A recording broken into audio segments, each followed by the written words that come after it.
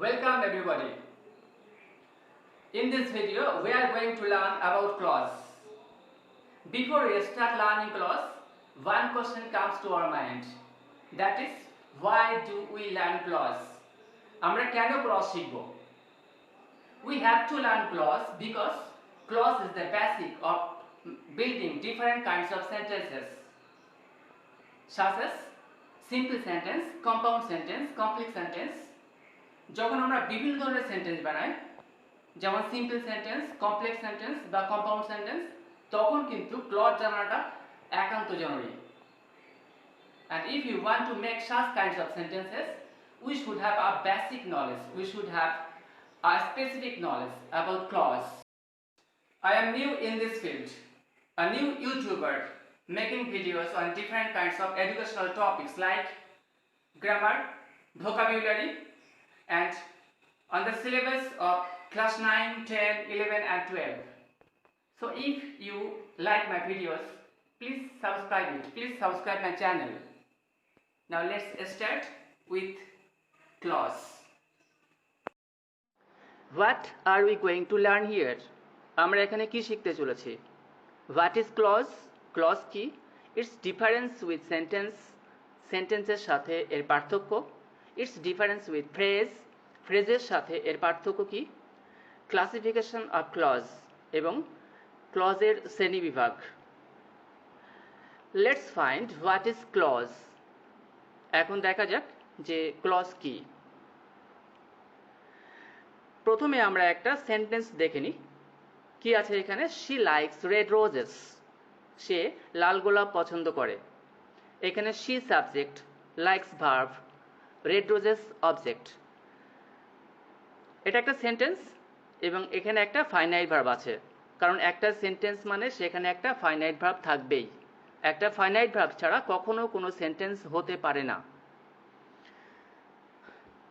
এখন যদি এই সেন্টেন্সটাকে আমরা একটু অন্যরকমভাবে লিখি, কি লেখা হলো?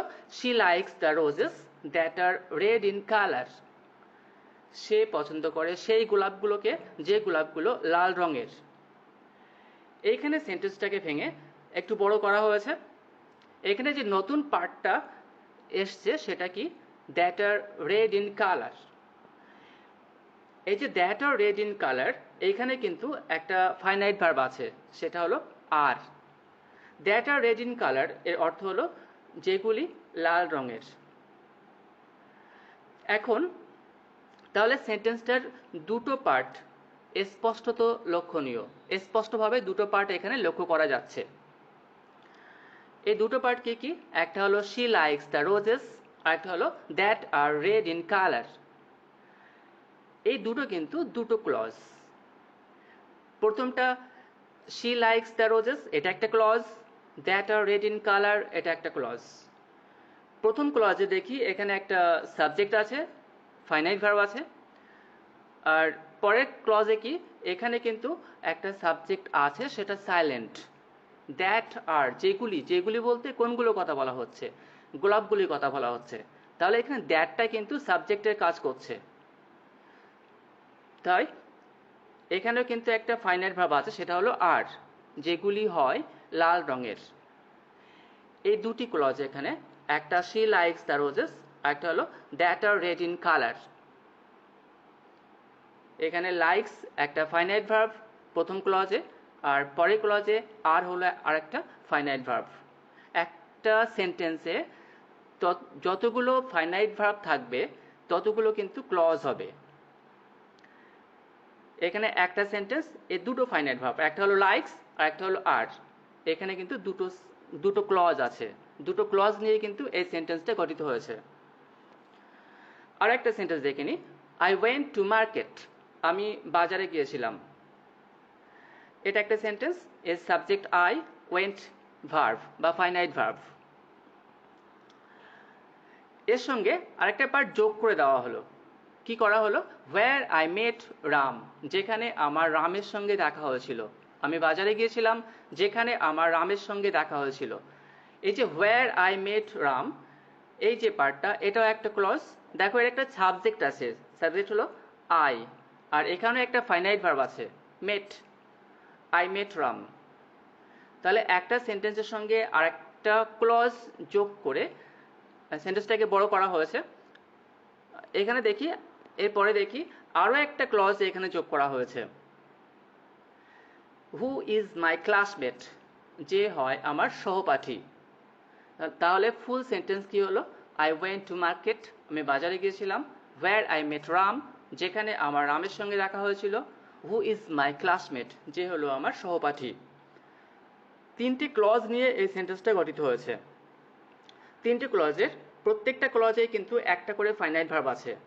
ওয়েন্ট একটা প্রথম ক্লজে, আই ওয়েন্ট টু মার্কেট, এখানে went finite verb, where I met Ram, এখানে met finite verb, who is my classmate, এখানে ইজ ফাইনাইট ভার্ব।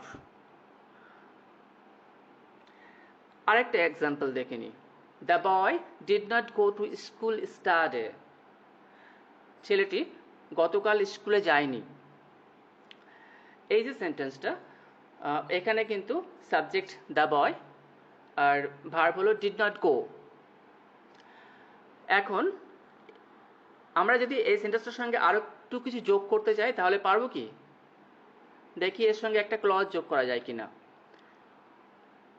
হ্যাঁ, যোগ করলাম এখানে কি, বিকজ হি ওয়াজ ইল, কারণ সে ছিল অসুস্থ। ছেলেটি স্কুলে যায়নি গতকাল কারণ সে ছিল অসুস্থ। এই যে বিকজ হি ওয়াজ ইল, এটা কিন্তু একটা ক্লজ।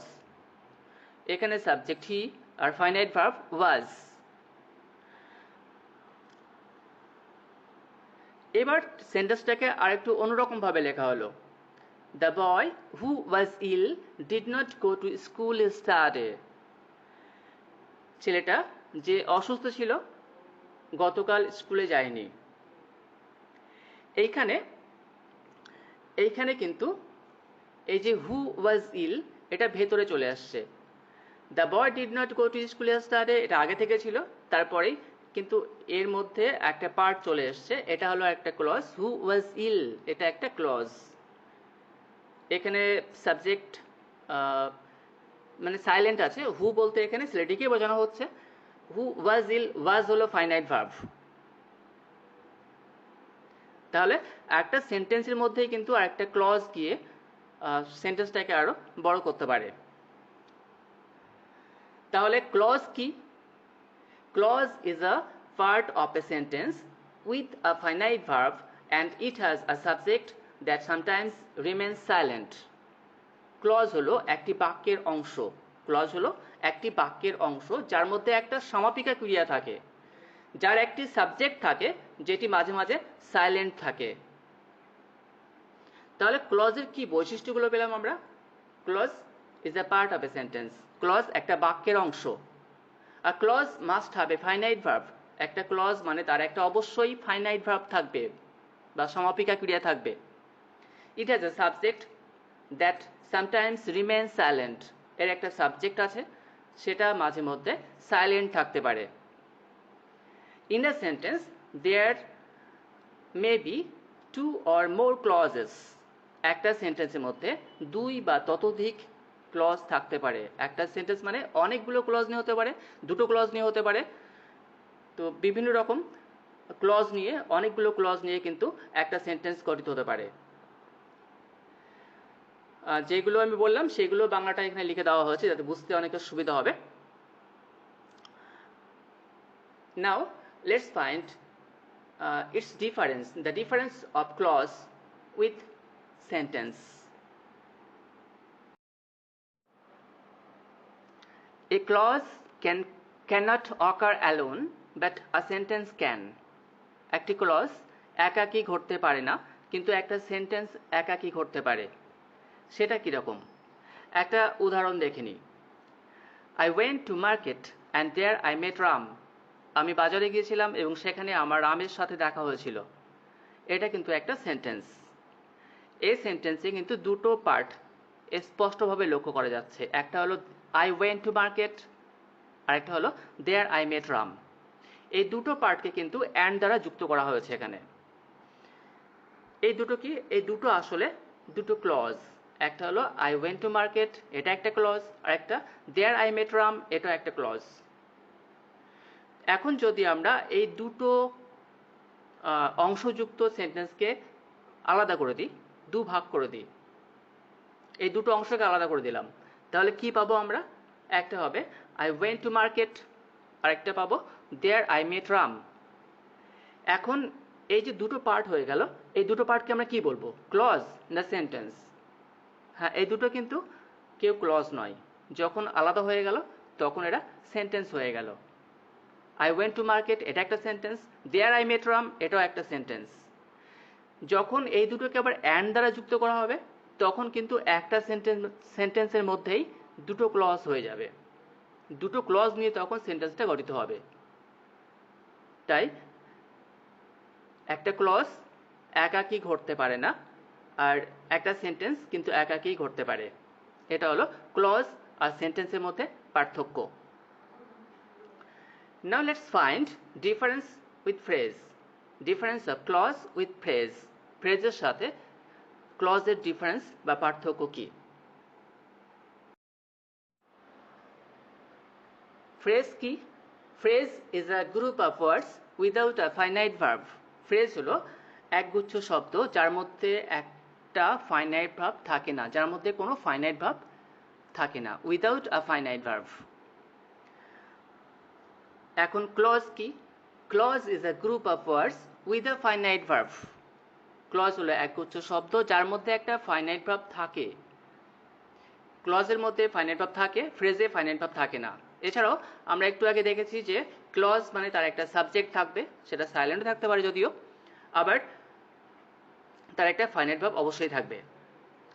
আর ফ্রেজে কিন্তু সাবজেক্ট থাকবে না, আবার এর কোনো ফাইনাইট ভার্বও থাকবে না। একটা উদাহরণ দেখি একটু। He is a wealthy person, সে একজন সম্পদশালী ব্যক্তি। এ ওয়েলদি পারসন, এই তিনটে ওয়ার্ড সম্মিলিতভাবে কি বোঝাচ্ছে? যে একজন সম্পদশালী ব্যক্তি। এটা কিন্তু একটা ফ্রেজ। দেখো এর মধ্যে কোনো ফাইনাইট ভার্ব নেই, এ ওয়েলদি আর পারসন তিনটে ওয়ার্ড। এখন এই সেন্টেন্সটাকে আমরা একটু অন্যরকমভাবে চিন্তা করব। সেটাকে অন্যরকমভাবে লিখলাম। কি লিখলাম? He is a person who is wealthy, সে একজন ব্যক্তি যে হয় সম্পদশালী। এই যে হয় সম্পদশালী, হু ইজ ওয়েলদি, এখানে একটা ফাইনাইট ভার্ব চলে আসছে, সেটা হলো ইজ, এবং এখানে সাবজেক্ট হু দ্বারা তাকে বোঝানো হচ্ছে, সাবজেক্টকে বোঝানো হচ্ছে। হু বলে যে বলতে এখানে এই পার্সনকে বোঝানো হচ্ছে। তাহলে এইখানে কিন্তু হু ইজ ওয়েলদি এটা একটা ক্লজ, আবার হি ইজ আ পারসন এটাও একটা ক্লজ। আগেরটা হি ইজ আ ওয়েলদি পারসন এটা একটা সেন্টেন্স ছিল, এই সেন্টেন্সের মধ্যে একটা ফ্রেজ আছে, সেটা হলো এ ওয়েলদি পারসন। পরেরটা দুটো ক্লজ নিয়ে সেন্টেন্সটা গঠিত হয়েছে, একটা হলো হি ইজ আ পারসন, আর একটা হলো হু ইজ ওয়েলদি।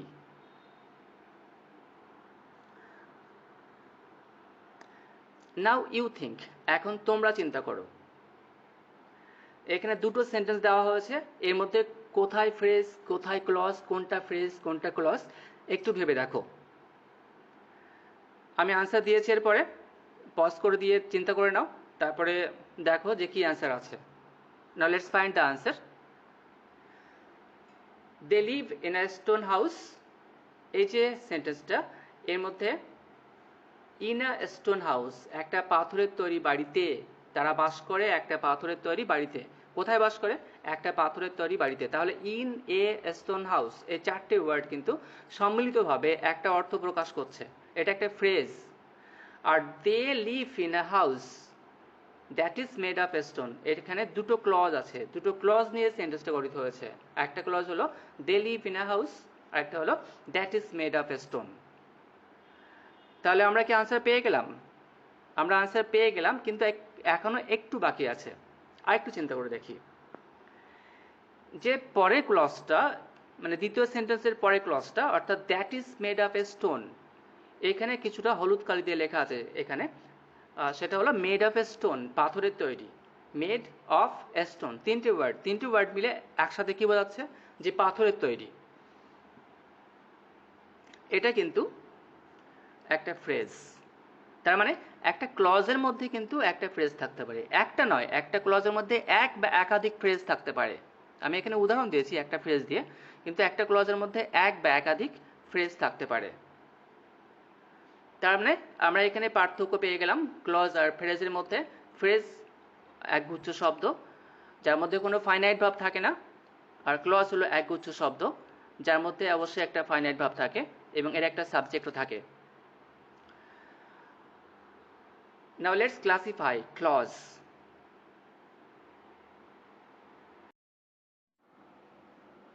Clause তিন প্রকার: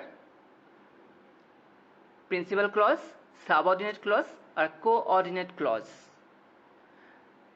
প্রিন্সিপাল ক্লজ যাকে আমরা বলতে পারি প্রধান বাক্যাংশ, সাবঅর্ডিনেট ক্লজ যাকে বলতে পারি অপ্রধান বাক্যাংশ, আর কোঅর্ডিনেট ক্লজ অর্থাৎ সংযোজকমূলক বাক্যাংশ। এখন আমরা এই তিন প্রকার ক্লজকে আলাদা করে দেখব যে সেগুলোর বৈশিষ্ট্য কেমন বা সেগুলো কি। At first, there is principal clause. What is principal clause?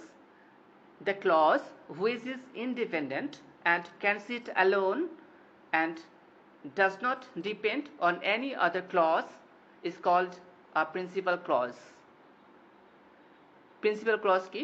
যে ক্লজটি স্বাধীন, একা একাই বসতে পারে এবং অন্য কোনো ক্লজের উপর নির্ভর করে না, তাকে প্রিন্সিপাল ক্লজ বলা হয়।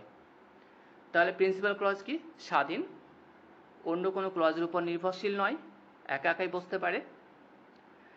অর্থাৎ এর বৈশিষ্ট্যগুলো কি কি পেলাম আমরা? ইন্ডিপেন্ডেন্ট, স্বাধীন, does not depend on any other clause, অন্য কোনো ক্লজের উপর ডিপেন্ড করে না বা নির্ভর করে না। ক্যান সিট অ্যালোন, একাকী বসতে পারে। তাহলে এটা ইন্ডিপেন্ডেন্ট, স্বাধীন, আবার কারো উপর নির্ভর করে না, সেই জন্য এই ক্লজকে আবার আমরা মেন ক্লজও বলতে পারি বা ইন্ডিপেন্ডেন্ট ক্লজও বলতে পারি। A principal clause can also be said main clause or independent clause. এখন আমরা একটা এক্সাম্পল দেখে নিই।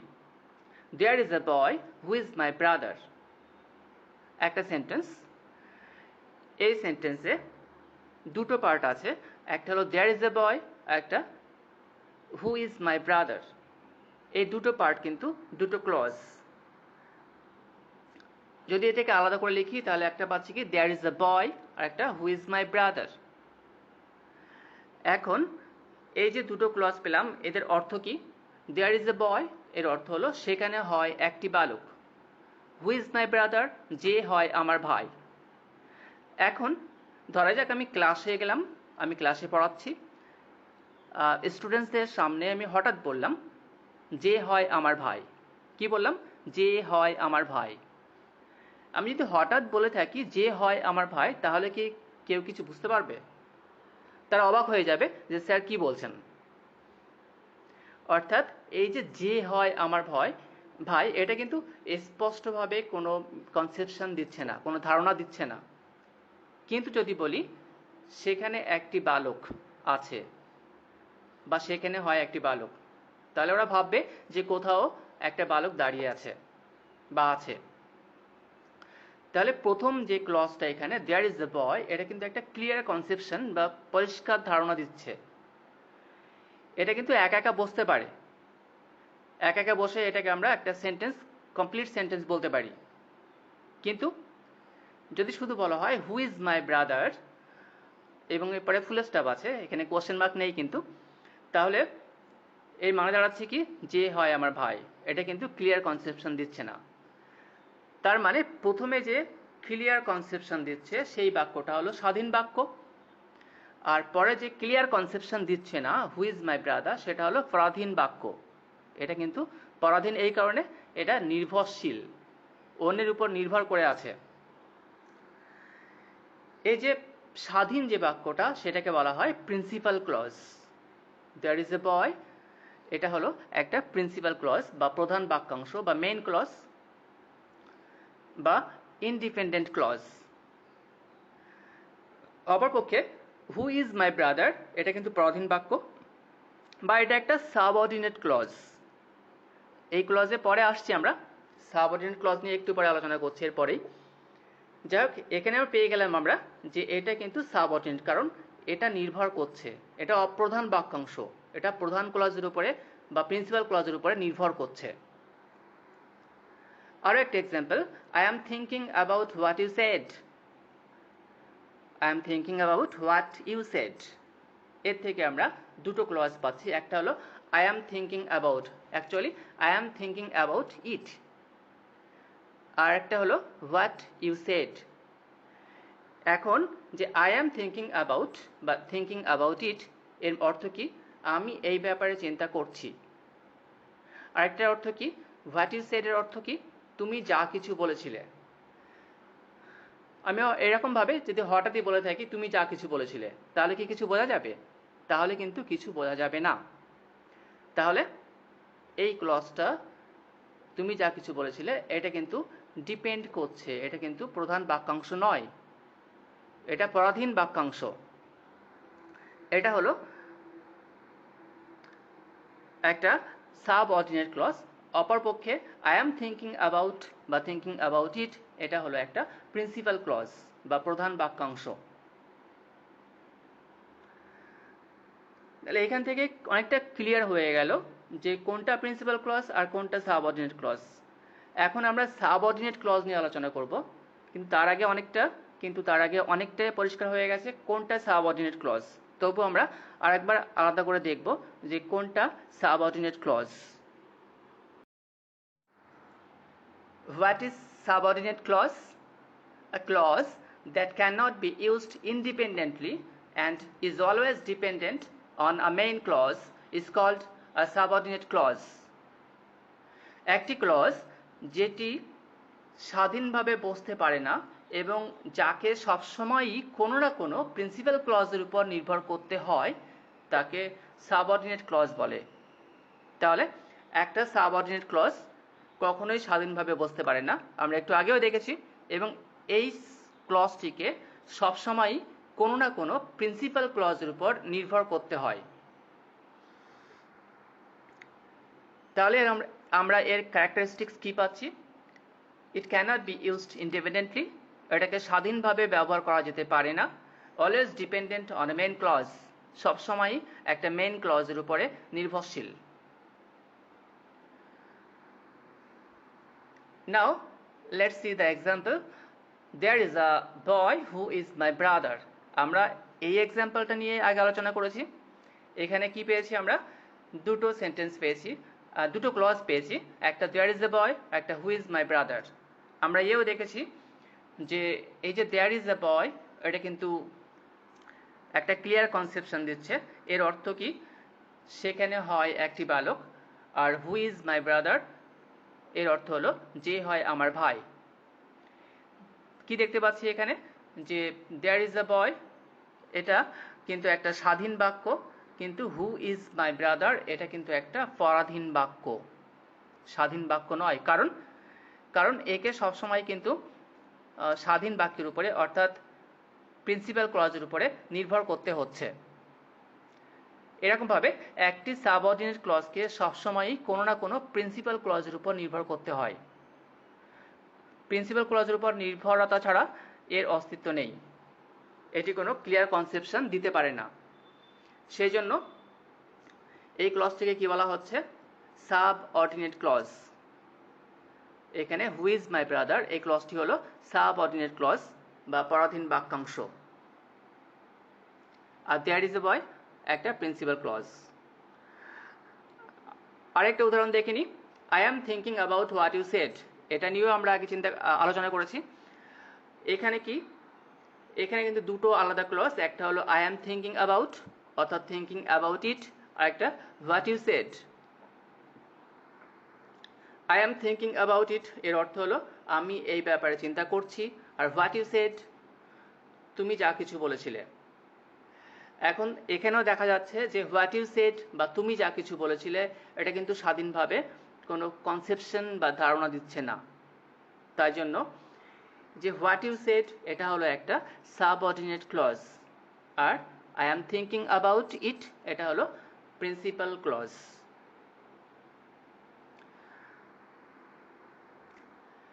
A subordinate clause can also be said a dependent clause for its dependency.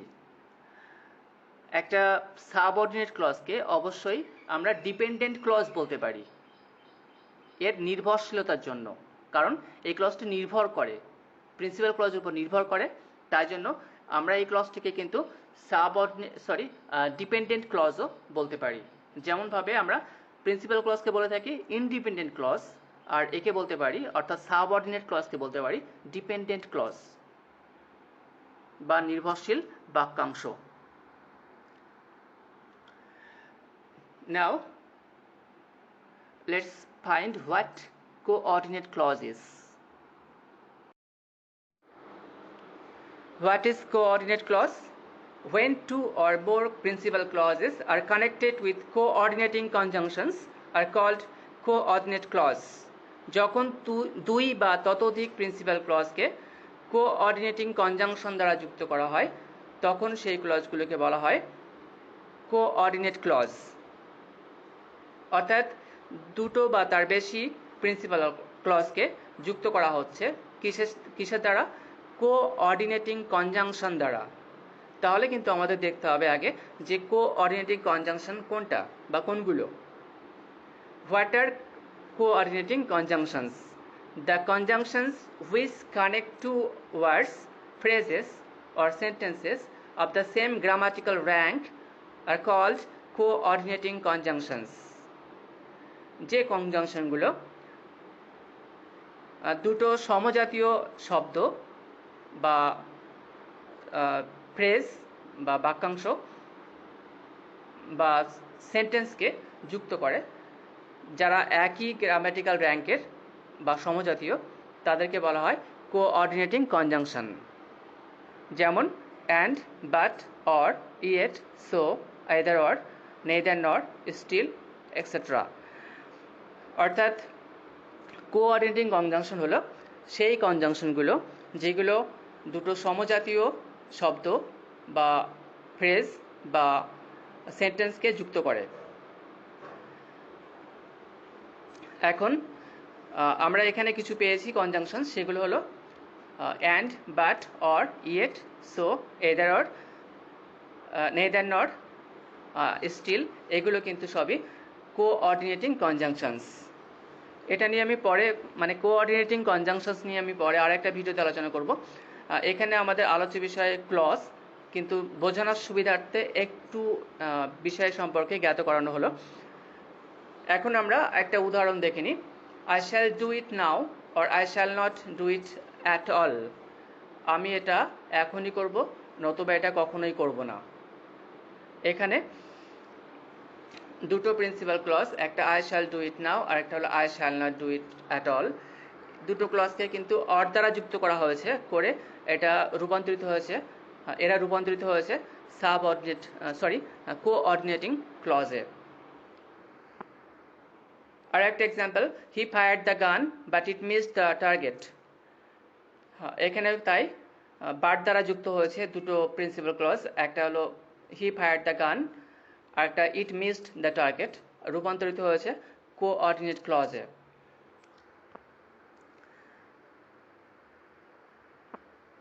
আর একটা উদাহরণ, work hard or you will fail. কঠোর পরিশ্রম করো অথবা তুমি ব্যর্থ হবে। এখানে দুটো পার্ট, একটা ওয়ার্ক হার্ড আর একটা হলো ইউ উইল ফেল। এখানে দুটো পার্টকে যুক্ত করা হয়েছে অর দ্বারা, অর একটা কোঅর্ডিনেটিং কনজাংশন, এবং যুক্ত করা হয়েছে যে এবং এটা রূপান্তরিত হয়েছে, এই ক্লজগুলি রূপান্তরিত হয়েছে কোঅর্ডিনেটিং ক্লজে।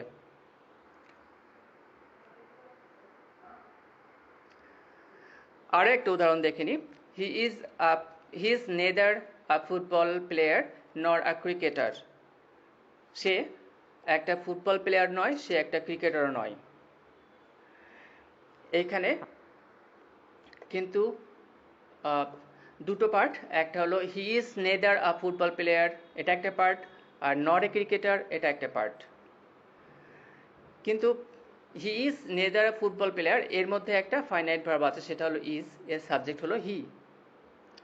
কিন্তু নর আ ক্রিকেটার এর মধ্যে কি কোনো ফাইনাইট ভার্ব দেখতে পাচ্ছি আমরা? নেই, এখানে কোনো ফাইনাইট ভার্ব, এর সাবজেক্টও নেই। তাহলে কি এটাকে আমরা ক্লজ বলবো? আসলে এখানে নর আ ক্রিকেটার বলতে বোঝানো হচ্ছে he is not a cricketer.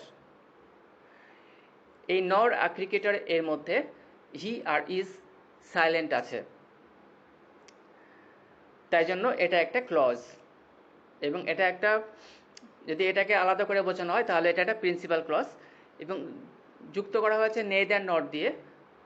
তাই he is neither a football player nor a cricketer, subordinate clause.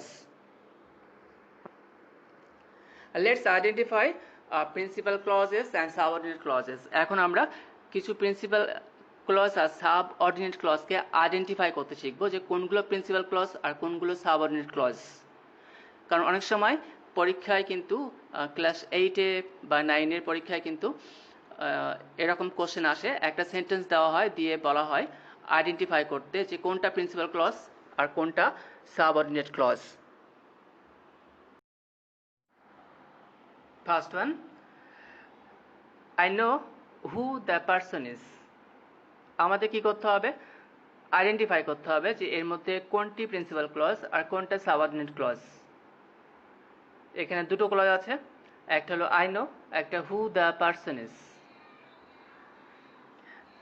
এখানে এই যে দুটো পার্ট, আসলে এখানে আই নো বলতে বোঝানো হচ্ছে আই নো দিস বা I know the person, I know the person. আর একটা আছে হু দ্য পারসন ইজ। এখানে আই নো হবে প্রিন্সিপাল ক্লজ আর হু দ্য পারসন ইজ এটা হবে সাবঅর্ডিনেট ক্লজ। এইখানে আরেকটু জিনিস দেখে নিই, যে দুটো ক্লজকে কিন্তু যোগ করার জন্য বা জয়েন করার জন্য একটা ওয়ার্ড ইউজ করা হয়েছে, সেটা হলো হু। অর্থাৎ হু একটা লিঙ্কিং ওয়ার্ড। এখানে একটা বিষয় মনে রাখতে হবে, খুব সহজ একটা বিষয় আমি বলবো, যে দুটো ক্লজকে আমরা যখন আইডেন্টিফাই করব যে কোনটা সাবঅর্ডিনেট ক্লজ আর কোনটা প্রিন্সিপাল ক্লজ, সাবঅর্ডিনেট ক্লজের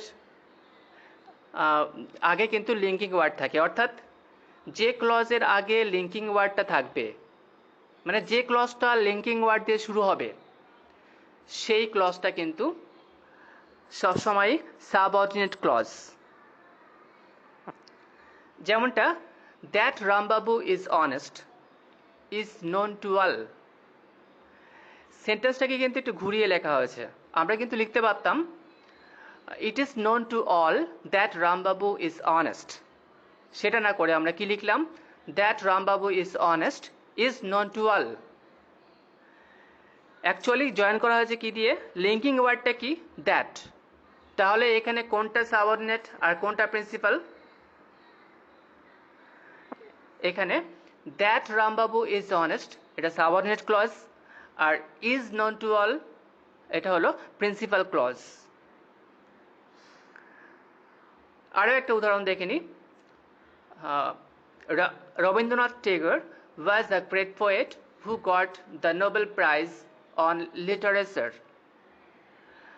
এখানে দুটো ক্লজ, একটা হলো Rabindranath Tagore was a great poet আর একটা হলো who got the Nobel Prize on Literature। দুটো ক্লজকে আলাদা রং দিয়ে বোঝানো হয়েছে। এখন এখানে কি দিয়ে জয়েন করা হয়েছে? অর্থাৎ লিঙ্কিং ওয়ার্ড কি? হু। সেটা কোন ক্লজ এর আগে আছে ব্যবহার করা হয়েছে? হু got the Nobel prize on literature. এই যে ক্লজটা, যেখানে লিঙ্কিং ওয়ার্ড হু দিয়ে শুরু হয়েছে, এই ক্লজটা তাহলে কি? এটা হলো সাবঅর্ডিনেট ক্লজ।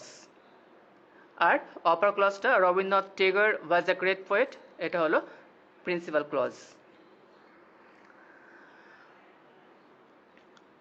সেন্টেন্সটাকে এবার একটু ঘুরিয়ে লেখা হলো, অন্যরকমভাবে লেখা হলো। কি লেখা হলো? Rabindranath Tagore who got the Nobel Prize on Literature was a great poet.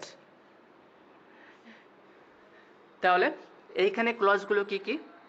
এইখানে একটা হলো Rabindranath Tagore was a great poet, আরেকটা আসলে ওই ক্লজের মধ্যে আরেকটা ক্লজ চলে আসছে, ভেতরে চলে আসছে, সেটা কি? who got the Nobel Prize on Literature।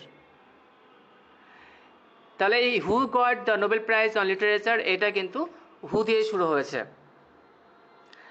Linking word এখানে হু, অর্থাৎ এই যে ক্লজটা এটাই কিন্তু subordinate clause. Who got the Nobel prize on literature এটা কিন্তু সাবঅর্ডিনেট ক্লজ। আর রবীন্দ্রনাথ টেগর আর ওয়াজ আ গ্রেট পোয়েট এই দুটোকে যদি আমরা এক জায়গায় নিয়ে আসি তাহলে কি পাবো? Rabindranath Tagore was a great poet. Actually এটাই হলো পুরোটাই হলো প্রিন্সিপাল ক্লজ। কখনো কখনো কিন্তু এরকম কোশ্চেন থাকতে পারে যেখানে একটা প্রিন্সিপাল ক্লজের মধ্যে আর একটা সাবঅর্ডিনেট ক্লজকে ব্যবহার করা হয়েছে, যেমনটা এখানে দেখানো হলো। Now let's classify subordinate clause. আমরা তিনটে ক্লজ নিয়ে আলোচনা করলাম, এর মধ্যে যে সাবঅর্ডিনেট ক্লজ এটাকে কিন্তু আবার ক্লাসিফাই করা যায়, এবং এটাকে ক্লাসিফাই করলে কি হয়? Subordinate clauses are of three types. Subordinate clause তিন প্রকারের। কি কি? নাউন বা নমিনাল ক্লজ, অ্যাডজেক্টিভ বা রিলেটিভ ক্লজ, আর অ্যাডভার্ব বা অ্যাডভার্বিয়াল ক্লজ। এই যে সাবঅর্ডিনেট ক্লজের ক্লাসিফিকেশন, এই তিনটে ক্লজ সম্পর্কে আমি অন্য আরেকটা ভিডিওতে আলোচনা করব, কারণ একটা ভিডিওতে সব কিছু আলোচনা করা সম্ভব নয়, তাহলে ভিডিও অনেকটা বড় হয়ে যাবে। তাই noun clause, adjective clause, adverb clause এই নিয়ে আমি পরে অন্য ভিডিওতে আলোচনা করব। Thank you everybody.